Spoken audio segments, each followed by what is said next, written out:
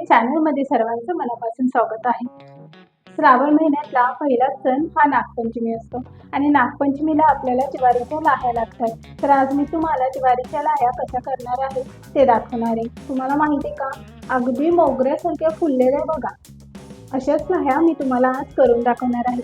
तर आता आपण काय करूया, वेळ न घालवता त्यासाठी साहित्य काय काय लागणार आहे ते पाहून घेऊया। तर इथे मी एक वाटीला थोडी कमी आहे ज्वारी घेतलेली आहे आणि ह्याच वाटीने आणखीन एक वाटी मी इथे ज्वारी घेतलेली आहे।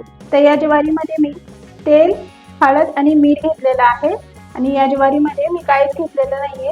ही अशी आपली स्वच्छ निसून घेतलेली ज्वारी आहे आणि ह्या दोन्ही प्रकारच्या मी तुम्हाला आज लाह्या करून दाखवणार आहे। चला तर मग सुरुवात करूया। शिगडीवरती लोखंडाची कढई ठेवायची, जाड बुड असेल ना अशी कढई ठेवायची आणि थोडीशी कढई ना गरम होऊन दे। त्यानंतर काय करायचं, यावरती अशी ज्वारी घालायची, थोडंसं असं थोडं पसरवून घ्यायचं छान। नंतर काय करायचं, यावरती झाकण ठेवायचं। लाह्या उडायचा आवाज बंद झाला, आता आपण झाकण काढूया। हे बघा, अशा प्रकारे आपल्या सुंदर मोगऱ्याच्या फुलासारख्या फुलून आलेल्या लाह्या तयार झालेल्या आहेत।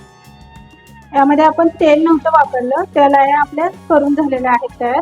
आता आपण दुसऱ्या ज्वारीमध्ये तेल घातलं होतं, हळद घातलं होतं आणि मीठ घातलं होतं। आता ह्या लाह्या आपल्याला तयार करायच्या।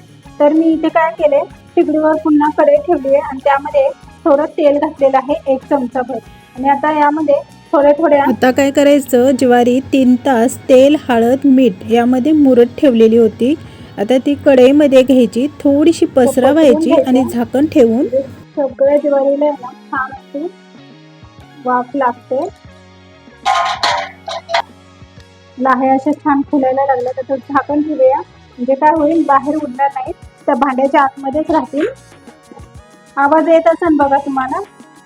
अजून आपली ज्वारी भिजवून ठेवली होती ना ती राहिलेली आहे, त्या अजून थोड्याशा करून घेऊया।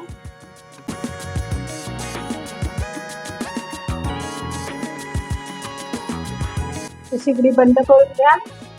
ह्या पण लाह्या आपल्या खूप छान तयार झालेल्या आहेत, एकदम मस्त अशा पिवळ्या धम्मक झाल्या आणि खूप छान लागतात ह्या पण चवीला। तर आपण काढून घेऊया। काय ना, ह्या नागपंचमीला अशा लाह्या बनवणार ना, तुम्हाला ही लाह्यांची रेसिपी कशी वाटली ती मला कमेंटमध्ये नक्की कळवा।